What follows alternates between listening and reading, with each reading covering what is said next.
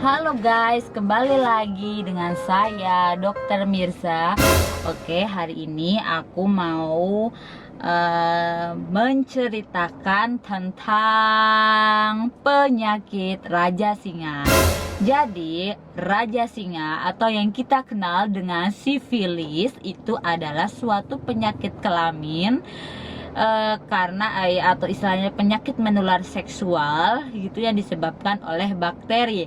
Bakteri yang dimaksud adalah Treponema pallidum. Nah, bakteri tersebut biasanya ditularkan melalui hubungan seksual. Nah, faktor risiko apa aja atau kok bisa gitu terkena penyakit Raja Singa? Jadi melakukan hubungan seksual yang secara nggak sehat. Contohnya, misalkan sering bergonta-ganti pasangan atau melakukan hubungan dengan wanita PSK, ya kan? Atau kalian juga termasuk pelanggannya. Nah, hal itu salah satu yang menyebabkan kalian bisa terkena Raja Singa. Nah, kemudian apa aja sih gejalanya jika kalian itu terkena Raja Singa? Jadi yang kalau misalkan kalian terkena Raja Singa itu kan ada stadiumnya, ada primer, sekunder, tersier, laten sama tersier. Kalau yang primer itu sendiri berarti dia ada luka di bagian kelamin kalian gitu, luka ngowong gitu.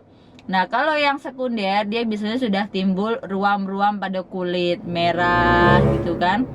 Nah, yang ketiga laten, jadi dia sudah nggak ada gejala tetapi masih aktif loh untuk Raja Singanya. Dan yang keempat adalah tersier, jadi selain menimbulkan gejala tersebut kayak luka gitu, dia juga sudah mulai ada gangguan pada otaknya, kepada sarafnya, kepada jantungnya.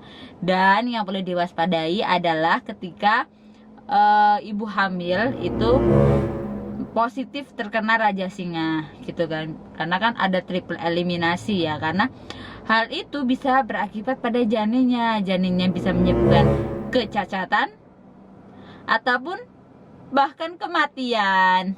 Nah, itulah yang perlu kita harus perhatikan betul. Nah, bagaimana caranya untuk mengetahui bahwa positif Raja Singa? Jadi ada pemeriksaan darah yang untuk mengetahui positif atau enggak, namanya TPH VDRL.